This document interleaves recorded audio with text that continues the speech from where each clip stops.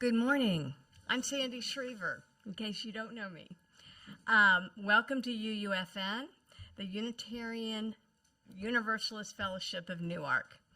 My pronouns are she and her, and I'm your worship associate for today.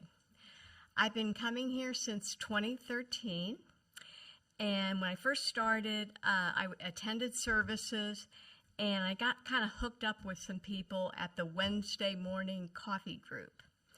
I'm currently involved with our monthly book club, Book Bumps, and I'm a groupie of another UUFN social group called the Ukesters, whose happy, laid-back sound makes me happy.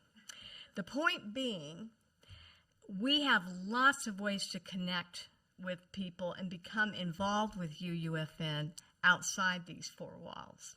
And I suggest that you check these things out in our UU Update, which is our weekly newsletter. You can find it on the website, and you can find out when these events happen on our events calendar. Just a reminder that UUFN has an opt-out photo and video policy. For more information, contact the office. And now, please silence all electronic devices. Today, we welcome Rev Paula to our pulpit, and today, our musician's Pat Fields. Field, singular. Sorry.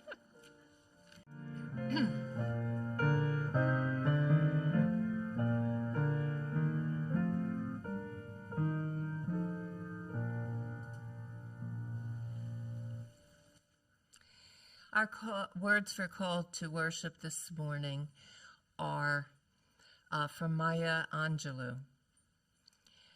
And I took them from a wall picture that I have with these words. I love them so much. Praise bright blue skies and dark rain clouds. Lift happy voices upon the morning air. Murmur sweet words softly in the evening breeze. Be present in all things and thankful for all things, says Maya Angelou. And now for the chalice lighting. Viktor Frankl, Holocaust survivor and author of Man's Search for Meaning, noted that everything can be taken away from you, but you can always choose your attitude. Let us choose gratitude for our time together at this moment and in this place. So one of my favorite writers is Maya Angelou. One of my favorite poets is Wendell Berry. And in our hymnal, you don't have to turn now because I'm going to read it, but I just want you to know that this poem, which is one of my favorites, it's really not a poem, it's a reading. It's one of my favorites, and I chose it today because it felt very thematic. So when despair for the world grows in me, and I wake in the night at the least sound in fear of what my life and my children's and grandchildren's lives may be, I go and lie down where the wood drake rests in his beauty on the water, and the great herons feed. I come into the peace of wild things who do not tax their lives with forethought of grief. I come into the presence of still water, and I feel above me the day-blind stars waiting with their light. For a time, I rest in the grace of the world and am free. In this time of meditation, may you rest in the grace of the world. May you be free. Take some deep breaths in. If you're comfortable doing it, put both feet on the floor, hands in your lap. eyes closed, deep breaths, and be with yourself for 1 full minute.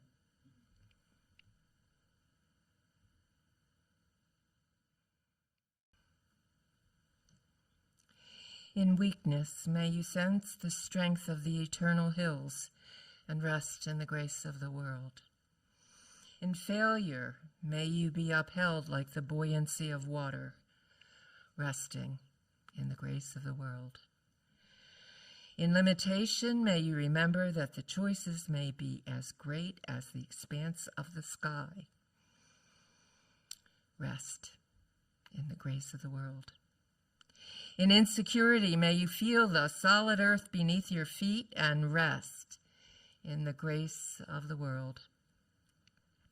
In despair, may you hear the joy in birds singing, and with that, rest in the grace of the world. And in fear, may you feel the warmth of the sun and rest in the grace of the world. So be it.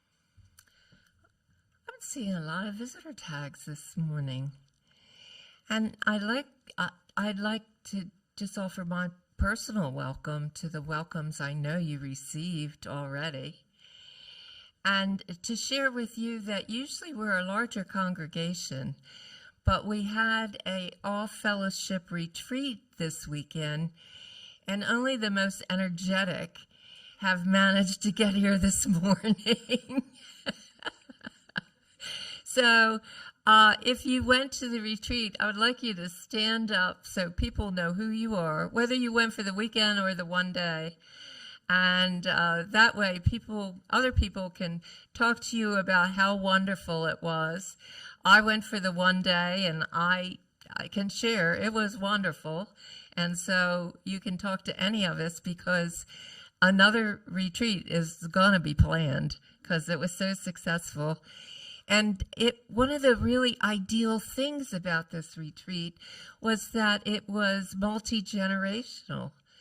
So we had, old people like me and young families and children, from little ones to older children.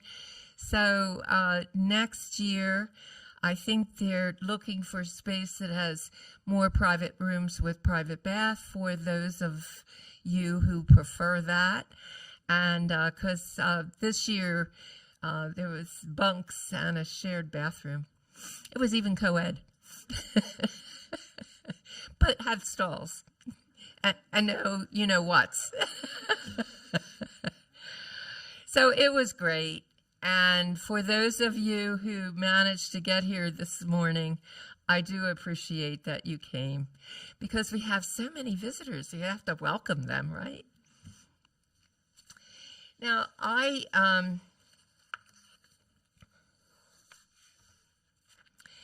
shared during the retreat one of the sharing circles, and you don't have to share if you don't want, or you choose what you say. But I was sharing how, because of my age, I can't really go into search and look for a placement, and I'm only here for this year, and I think that's as it should be, because you should have a minister that goes with you into the years, if you are so fortunate. And but I was saying how I'm already thinking of the end of this ministry this year and wondering what I'm going to do afterwards, because I just enjoy it so much. So I wanted to say that as I was sitting here listening to the music, thank you, Pat. Where are you? Oh, okay, under her hood, because she was one of the ones at the retreat, and thank you for coming up to play music. But I was thinking as I was sitting here listening to your meditative music that I just want to enjoy every single moment that I do have with you this year.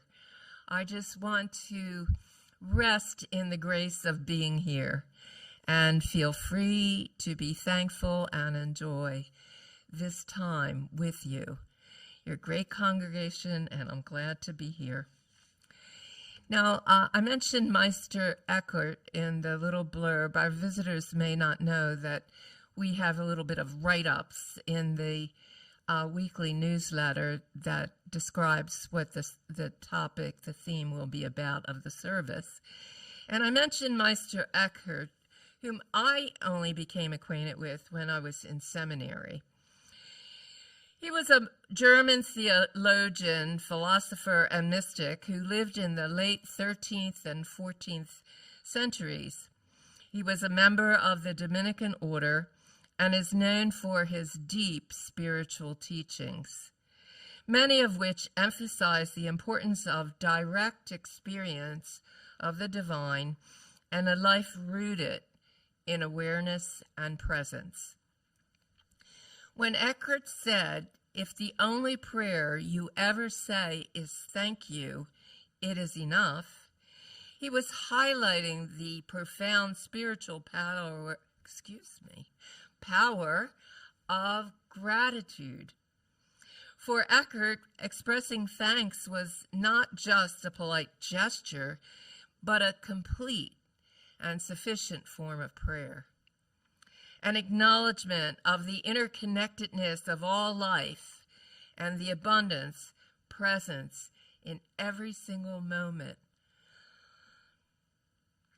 This perspective aligns closely with the idea of gratitude as a lifestyle, inviting us to let thankfulness be at the heart of our daily spiritual practice.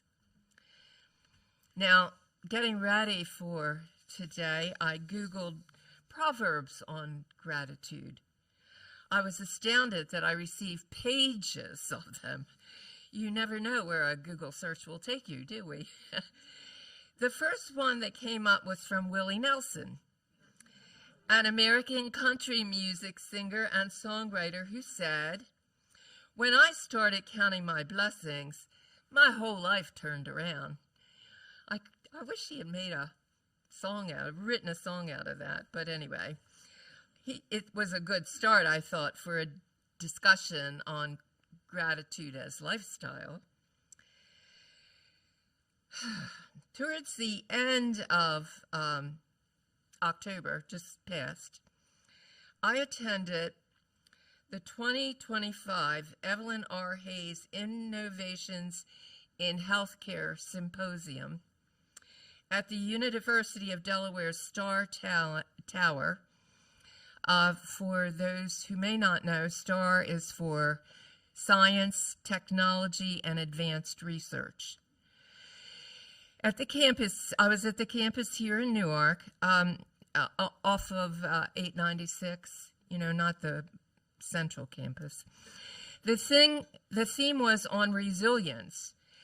And one of the outcomes of the reported research was that gratitude is an antidote for many ills.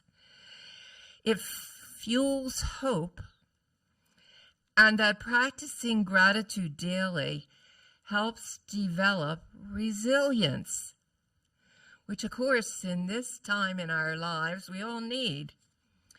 Now, resilience is the ability to adapt well in the face of adversity, challenges, and significant sources of stress. It involves bouncing back from difficult experiences, learning from setbacks, and continuing to move forward with a positive outlook. People who are resilient are often able to manage their emotions, maintain perspective during tough times, and use their strengths to overcome obstacles. Lionel Hampton, American jazz musician, pianist, and band leader, said in one of those proverbs, "Gratitude is when memory is stored in the heart and not in the mind." Today, I invite you to consider with me the simple yet profound practice of gratitude. That is, unless you're already have one. And if you already have one, you'll enjoy this anyway, I'm sure, just to hear your thoughts said aloud. It's not a fleeting emotion or a polite response, but as a way of being, a daily orientation, a lifestyle. That is, gratitude as a lifestyle is that. We have heard from poets and musicians, researchers and elders, all attesting to the transformative power of gratitude. And it so goes nicely with gratitude as attitude, doesn't it? I mean, poetic. I didn't think they knew that when the word formed, but oh well. It works very nicely. Now, what happens when we let gratitude settle into the marrow of our bones, into our lives? What unfolds when it becomes our compass, especially in seasons of challenge? The proverbs we've heard are not just words.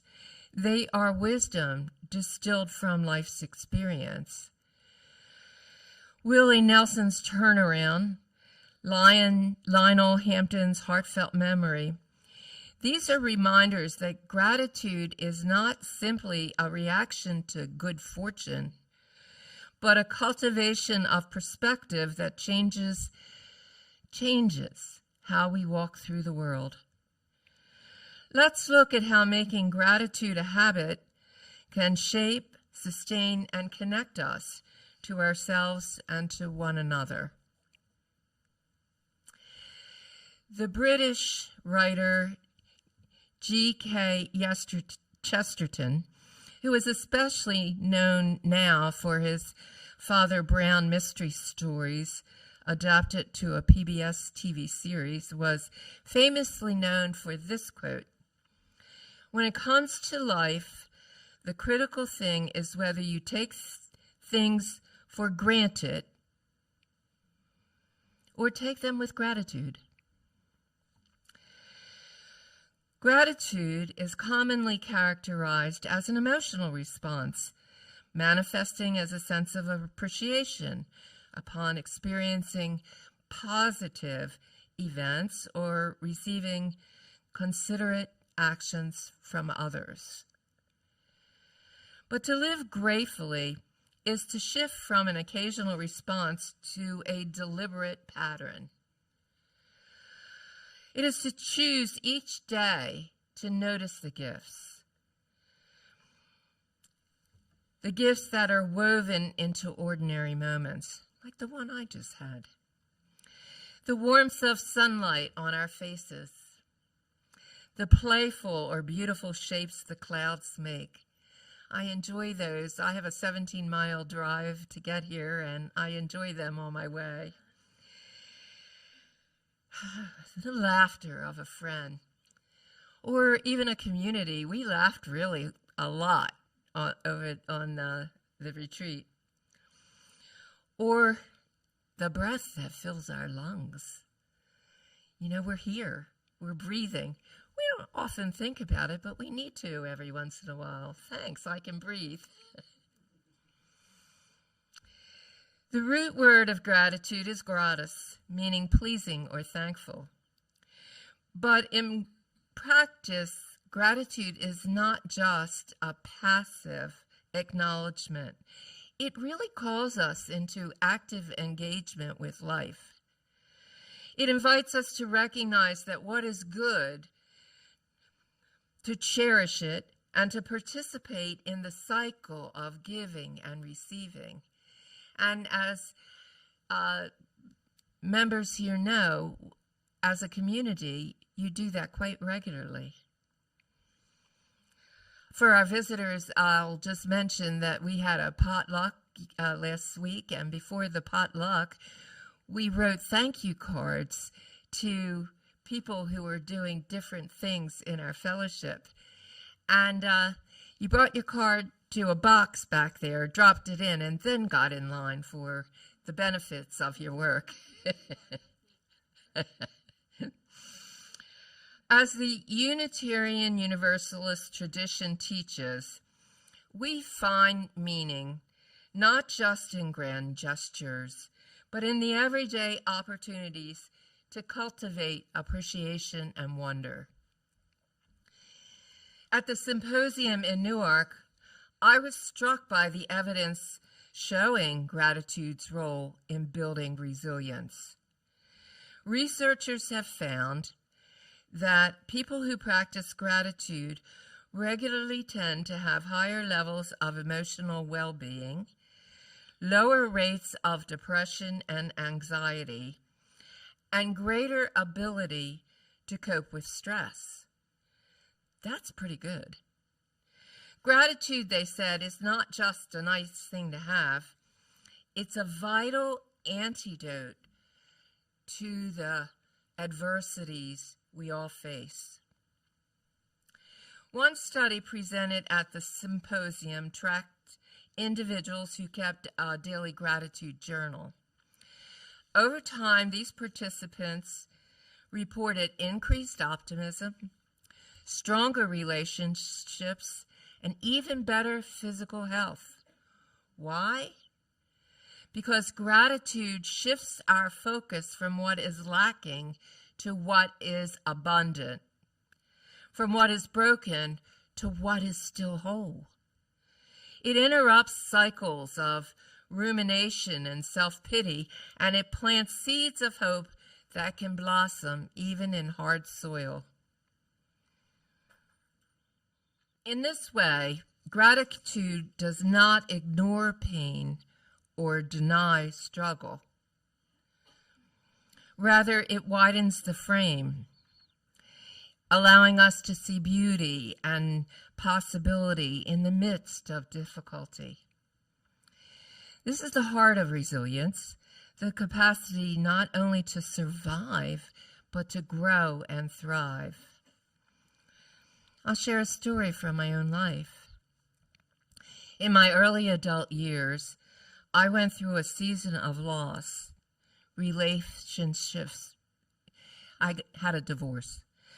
Dreams deferred, health was uncertain. In those quiet, lonely hours, gratitude did not come naturally. But one evening, a friend encouraged me to write down 3 things for each day for which I was grateful. At first, it felt awkward, even forced. But as the weeks passed, I found myself noticing small wonders. A cardinal perched on a branch, the beauty in cloud formations, which I spoke of. A song that stirred my spirit. The gentle patience of those who loved me through my sadness, especially important. Gradually, the practice became a lifeline. The more I looked for blessings, the more I found them. My perspective shifted. Life was still hard, sure, but it was also rich.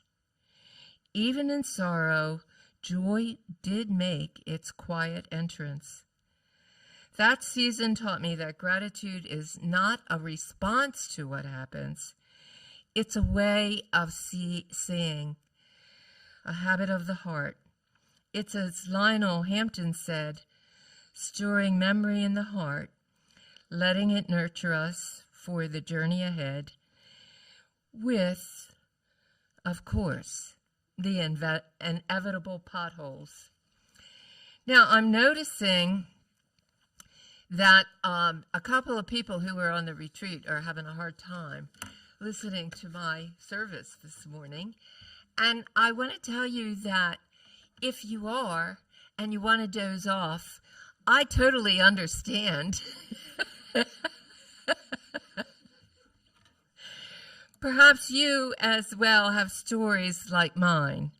Moments when turning your attention to gratitude changed the texture of your day, deepened a relationship, or offered new strength in difficulty. Gratitude is not magic, we don't wave the gratitude wand. But it is medicine, gentle, persistent, and available to all of us. As Unitarian Universalists, we affirm the inherent worth and dignity of every person and the interdependent web of all existence, of which, of course, we're a part. This affirmation is at its heart a declaration of gratitude for ourselves, for one another, for the sacredness that binds us to all life. Just take a moment to look your neighbor in the eye and smile. I'll look you. Yeah. Feel good? Feel weird?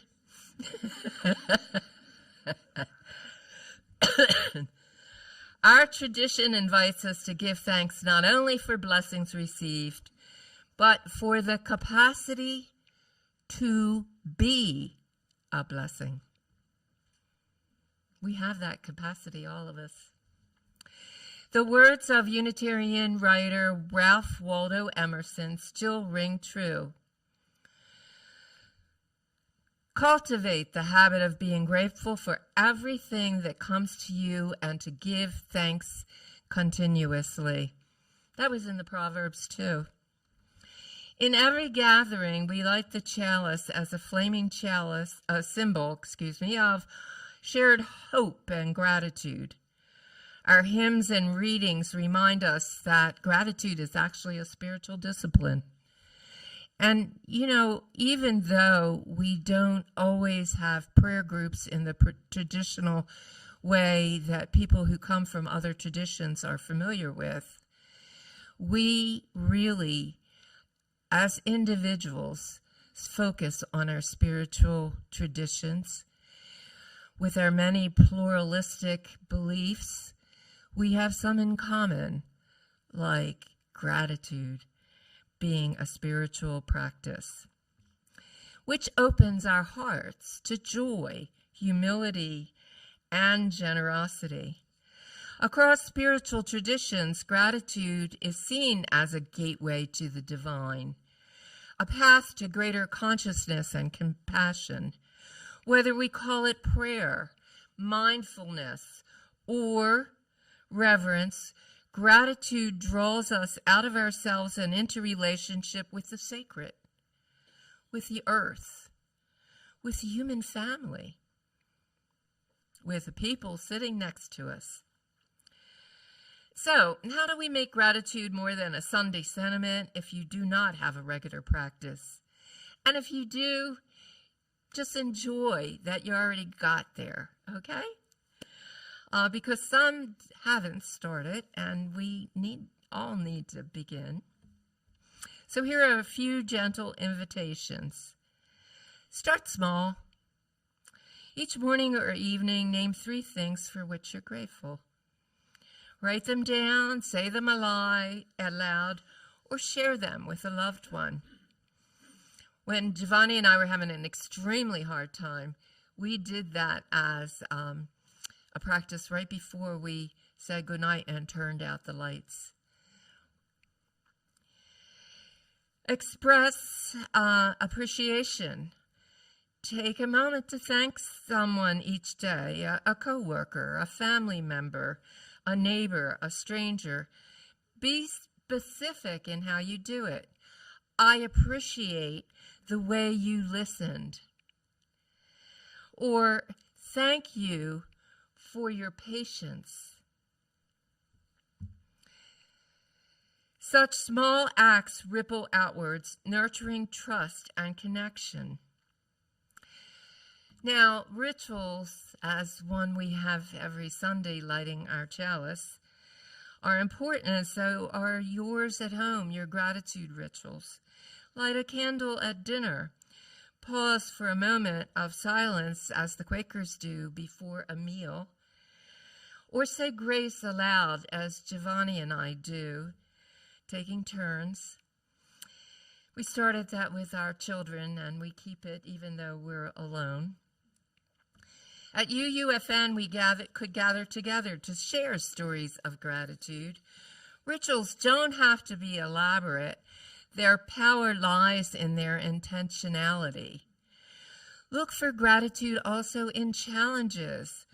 When you face setbacks, ask gently of yourself, what can I learn from this? What remains that I can cherish?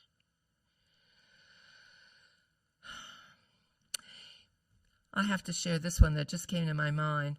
I had these beautiful glass coffee tables, very heavy glass, and they were in 3 pieces, and there were 2 sets of them.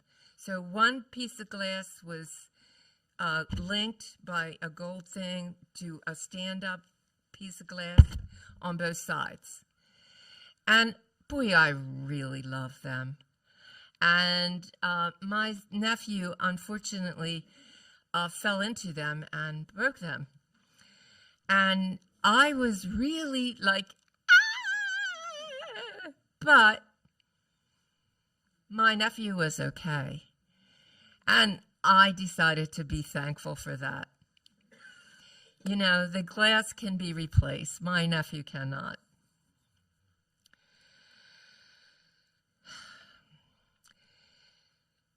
In challenges, when you face setbacks, this is not a call to deny pain. What remains, it's to notice what remains that endures within pain. It's the endurance of the stuff within pain, the good stuff that you want to be grateful for. I am not urging you to be grateful for pain, except maybe that's a way to notice we're alive. As a community, we've been weaving gratitude into our gatherings, naming milestones. We can also practice gratitude in justice work, acknowledging the strengths and wisdom of those with whom we partner. Like this month, what's it called, ecoplastic? Remembering the goodness present, even as we strive for more. Now, of course, it's easy to be grateful when life is overflowing with joy. The true test comes when we walk through the valleys of uncertainty, like the present, or loss, or fear. How then can gratitude sustain us? Well, recent studies do show that even in hardship, the practice of gratitude can lessen the burdens of stress and cultivate hope. By naming what we still have, a supportive community, simple pleasures, like the coffee I'm looking forward to after this, and inner resources, we discover that we are never wholly bereft. Gratitude becomes in those moments an act of courage. It does not erase pain, but it grounds us in reality and possibility.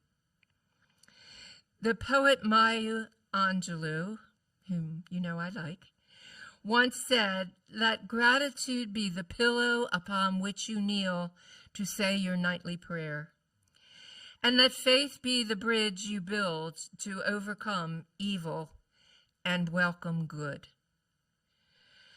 In adversity, gratitude is not naive optimism.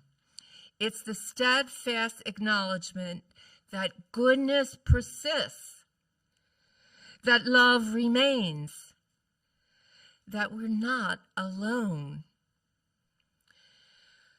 Finally, gratitude is not only personal, it is communal. When we practice gratitude together, we strengthen the bonds that hold us. We create an atmosphere of trust,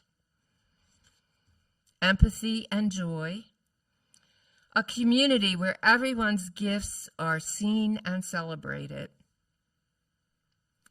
Now, there's research for this too, which suggests that groups who share gratitude rituals experience greater cohesion and resilience. They are more likely to support each other in difficult times and to collaborate with generosity. Each time we gather, we have an opportunity to name our blessings, lift up what is good, and to remind one another of the sacred abundance in our midst.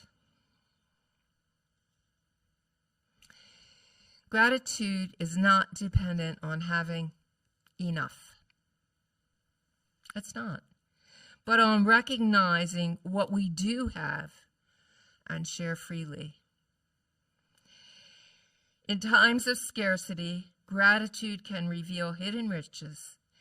In times of abundance, it can inspire both humility and stewardship. As we move from this place into the week ahead, I invite you to embrace gratitude practice, if you haven't already. It is a lens through which to see the world, a source of strength and joy. Notice the gifts around you and within you. Speak words of thanks. Hold close the memories that cherish your heart.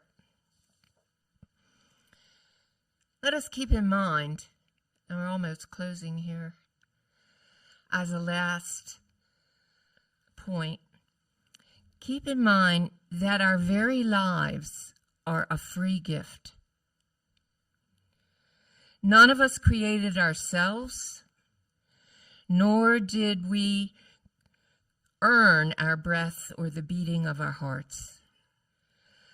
Life is bestowed upon us unbidden, filled with moments we neither orchestrated nor necessarily deserved.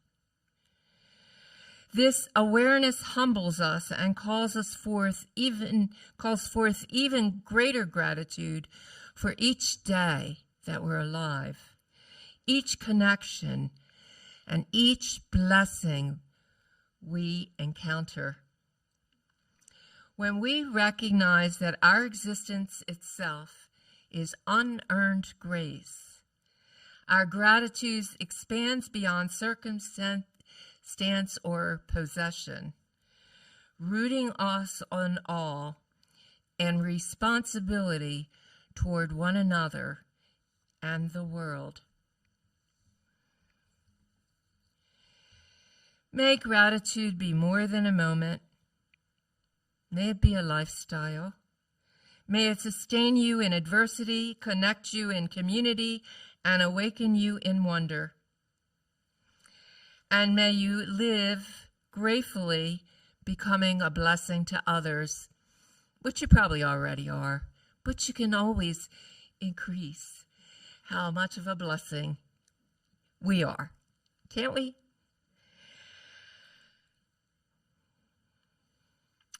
Let's close with just a moment, not a full minute, just a moment of silence.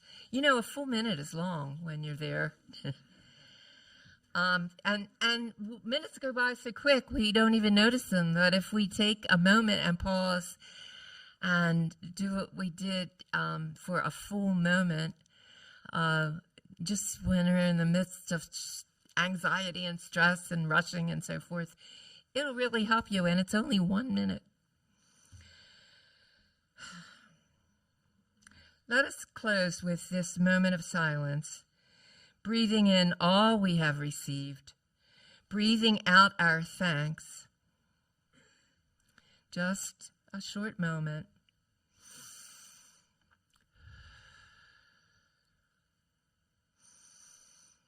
Second deep breath.